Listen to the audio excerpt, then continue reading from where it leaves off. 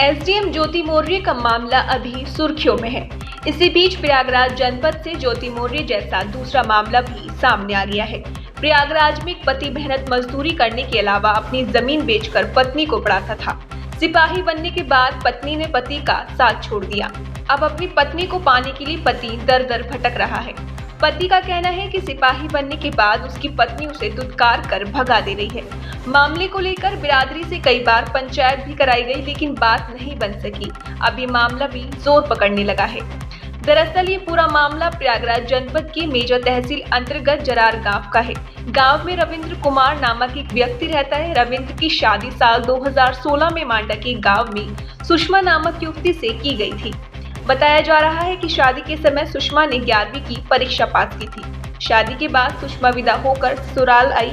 रविंद्र का कहना है कि ससुराल आने के बाद सुषमा ने पढ़ने की इच्छा जताई। ऐसे में मेहनत मजदूरी करके रविंद्र अपनी पत्नी को पढ़ाने लगा। पत्नी सुषमा पढ़ने में काफी अच्छी थी। ऐसे में रविंद्र अपनी मेहनत की कमाई उसकी पढ़ाई में खर्च करते गया। रविंद्र ने बताया कि एक दौर ऐसा भी आया जब उसे लगा कि उसकी पत्नी की पढ़ाई छूट जाएगी, तो उसने अपनी प्रत्येक जमीन बेच दी। जमीन बेचने के बाद वह अपनी पत्नी को पढ़ाता रहा। रविंद्र को पूरा विश्वास था कि उसकी पत्नी पढ़ लिख कर एक दिन अधिकारी बनेगी। इस बीच सुषमा ने यूपी पुलिस का फॉर्म भरा और परीक्षा पास करने के बाद यूपी पुलिस में उसे सिपाही की नौकरी मिल गई। रविंद्र की मां का कहना है कि बहू के सिपाही बन जाने के बाद बस्ती और परिवार में खुशी का माहौल था। बस्ती के आने लोग घर पर आकर मिठाई भी खिला रहे थे। लेकिन इस बीच सिपाही बनने के बाद सुषमा के व्यवहार में परिवर्तन आ गया।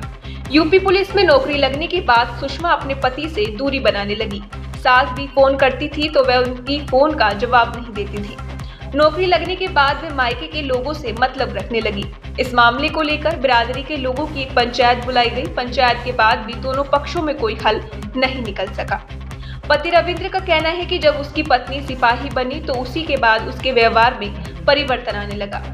रविंद्र ने मीडिया को यह भी बताया कि 11वीं पास करने के बाद जब उसकी पत्नी ससुराल आई तो उसने उसे 12वीं की परीक्षा दिलवाई।